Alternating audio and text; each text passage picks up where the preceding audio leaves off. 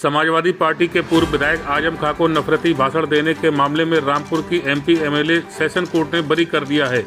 इसी मामले में एमपी एमएलए कोर्ट ने 27 अक्टूबर 2022 को आजम खां को 3 वर्ष की सजा सुनाई थी। इसके बाद उनकी विधानसभा सदस्यता रद्द हो गई थी। समाजवादी पार्टी के पूर्व विधायक आजम खां के नफरती भाषण मामले में बरी होने के बाद उनकी खत्म की गई सदस्यता का मामला बड़े सवाल के रूप में सामने आ गया है। ये सवाल संवैधानिक व न्यायिक दोनों ही नजरिए से महत्वपूर्ण है। सवाल ये है कि आजम खां की सदस्यता निरस्त करने से रिक्त घोषित सीट पर जब नया विधायक निर्वाचित होकर शपथ ले चुका है तो आजम की रद्द हुई सदस्यता बहाल कैसे हो। आगे अन्य मामलों में ऐसी स्थिति आए तब क्या होगा। विधि विशेषज्ञों व कानून के जानकारों का कहना है कि इस मामले में सुप्रीम कोर्ट को नए सिरे से स्पष्ट दिशा निर्देश जारी करने चाहिए। दरअसल समाजवादी पार्टी के पूर्व विधायक आजम खां को नफरती भाषण देने के मामले में रामपुर की एमपी एमएलए सेशन कोर्ट ने बरी कर दिया है। इसी मामले में एमपी एमएलए कोर्ट ने 27 अक्टूबर 2022 को आजम खां को 3 वर्ष की सजा सुनाई थी। इसके बाद उनकी विधानसभा सदस्यता रद्द हो गई थी। सदस्यता रद्द होने के बाद रामपुर सीट पर उपचुनाव हुआ, जिसमें भाजपा के आकाश सक्सेना विधायक निर्वाचित हो गए। आकाश शपथ भी ले चुके हैं। अब सबसे बड़ा सवाल ये है कि जिस मामले में दोषी होने पर सदस्यता रद्द हो सकती है, उसमें बरी होने पर बहाल कैसे हो।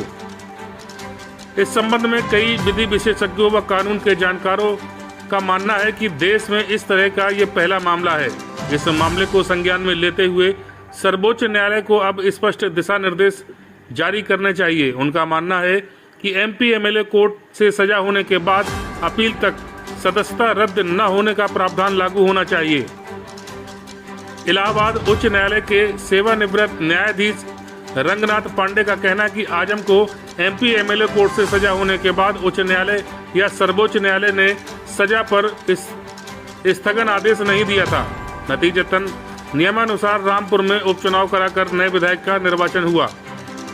उनका कहना है कि चूंकि अब वहां चुनाव हो चुका है, इसलिए आजम खां की सदस्यता बहाल नहीं हो सकती। लेकिन अब सेशन कोर्ट ने उन्हें बरी कर दिया तो साफ है कि वे दोषी नहीं थे। ऐसे मामलों में अब सर्वोच्च न्यायालय को स्पष्ट दिशा निर्देश जारी करने चाहिए कि यदि संबंधित विधायक या सांसद अपील में बरी हो जाते हैं तो उनकी सदस्यता का क्या होगा।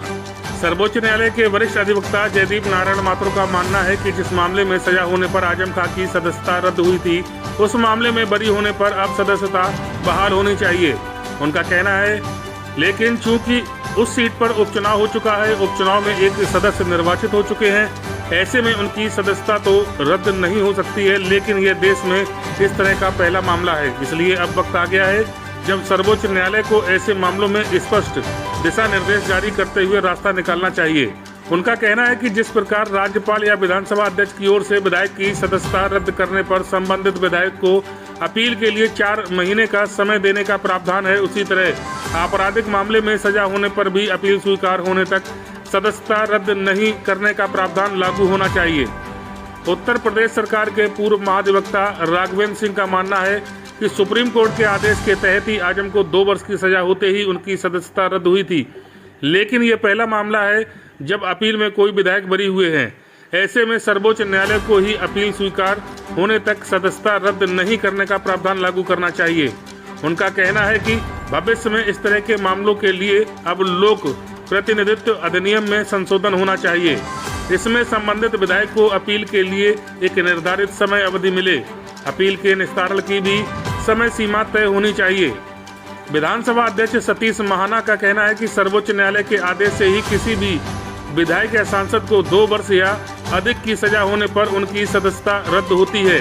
इसमें विधानसभा या लोकसभा की भूमिका केवल सीट को रिक्त घोषित कर निर्वाचन आयोग को सूचना भेजने तक की है। लिहाजा संबंधित विधायक के अपीलेंट कोर्ट से बरी होने पर क्या होना चाहिए, इस संबंध में सुप्रीम कोर्ट को ही निर्णय लेना चाहिए। आपको बता दें कि नफरती भाषण देने के आरोप में सपा के पूर्व विधायक आजम खां की सदस्यता 27 अक्टूबर 2022 को रद्द हुई। आजम खां की सदस्यता रद्द होने से खाली हुई सीट पर 5 दिसंबर 2022 को उपचुनाव हुआ। 8 दिसंबर को हुई मतगणना में रामपुर सीट पर भाजपा के आकाश सक्सेना विधायक निर्वाचित हुए। 24 मई को एमपी एमएलए सेशन कोर्ट ने आजम खां को नफरती भाषण देने के मामले में बरी कर दिया। बहरहाल ये बता दें कि आजम को छजलेट प्रकरण में भी मुरादाबाद की कोर्ट से 2 वर्ष की सजा होने के कारण फिलहाल उनकी सदस्यता बहाल होने का संदेह है। लेकिन भविष्य में यदि किसी विधायक के साथ ऐसा मामला होता है तो उन्हें राहत कैसे मिल सकती है, इसलिए यह सवाल महत्वपूर्ण बना हुआ है।